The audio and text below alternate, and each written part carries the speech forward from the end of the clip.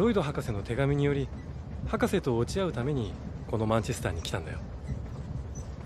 My name is Thomas Lamar. I'm the author of The Anime Machine, currently teaching at McGill University, and I teach a wide range of things. I'm in communications, art history, cinema, as well as East Asian studies. And my general interests lie in history of media, history of sensation and perception. So I deal with a lot of different historical materials, but I tend to ask similar kinds of questions. And my research interests actually range really wide in terms of the kinds of materials I study. But overall, my basic interest is in history of perception, history of sensation, and the interaction with different kinds of media forms and material culture. Generally, when people ask what is anime, what they're thinking of is a certain kind of style of animation they've seen, generally associated with Japanese television animation. Although it's surprising to me, right, that usually for a lot of North Americans, they consider like Miyazaki Hayao also to be anime. But generally for me, and in the context of Japan, the distinction is made between certain kinds of cinematic animation and television animation. Even though there's overlaps, they do work in very different ways in terms of their styles, kinds of narratives they use, and all the rest. So generally, I'd say it's easiest to think of anime as being television animation.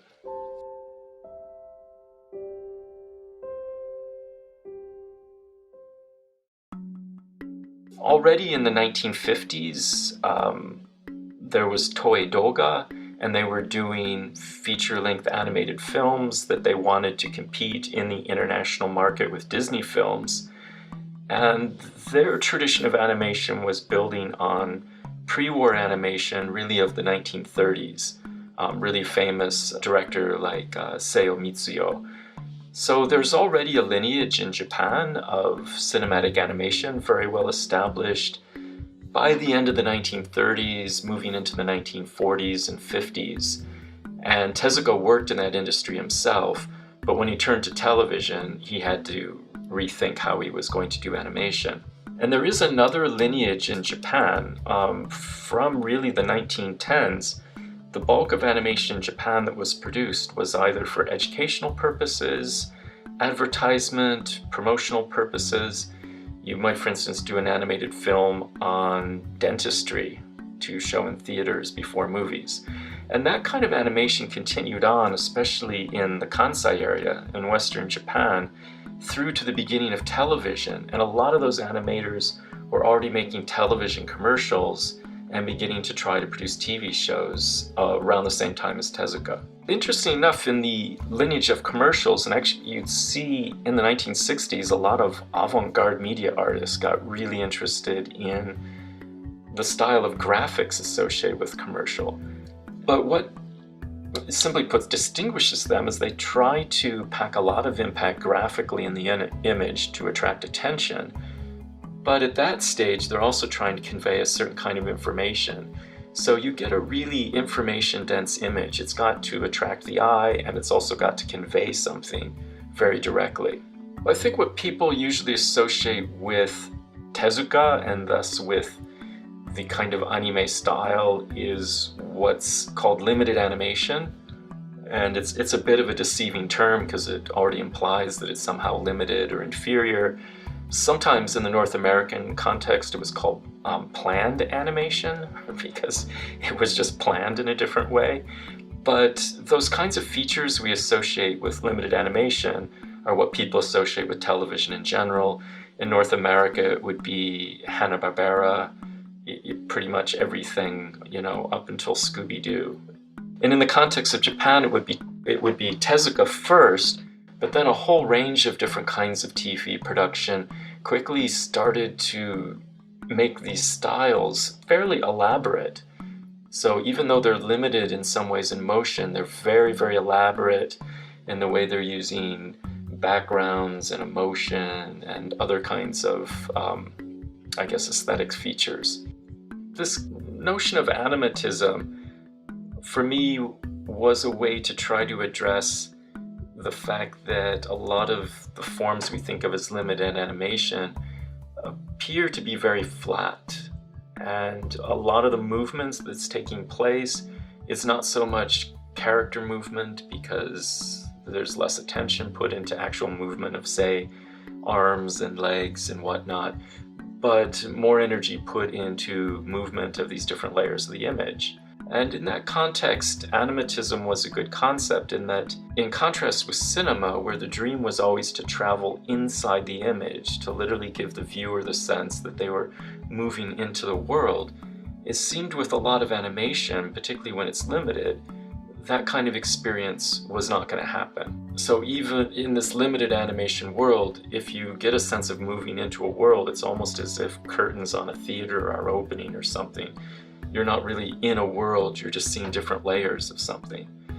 So for me, it was a good way to think about how people working with animation practically began to accept those limitations and think about movement in a different way. So it was a way for me to develop this contrast between kind of a world of moving images that you were supposed to be immersed in it, and then this other kind of experience of a moving image where a lot of the excitement and interest of it comes from the feeling of sliding across layers rather than actually entering into worlds.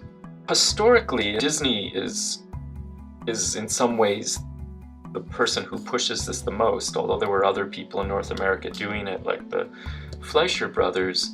With the development of this multiplane camera system, Fleischer brothers, for instance, would have 3D models that they could put in these stands, and they would put cell images in front of them. So when you look through the cell layer, you actually see a 3D image in the background, right? They did this with their Popeye cartoons. And so there was this feeling that somehow animation needed to be more and more like cinema in terms of the way you were going to be able to move camera and track movement inside space. But it's a really elaborate process, not only time-consuming, but also labor-intensive, and in fact, you have to get rid of some of the other things you can do with animation.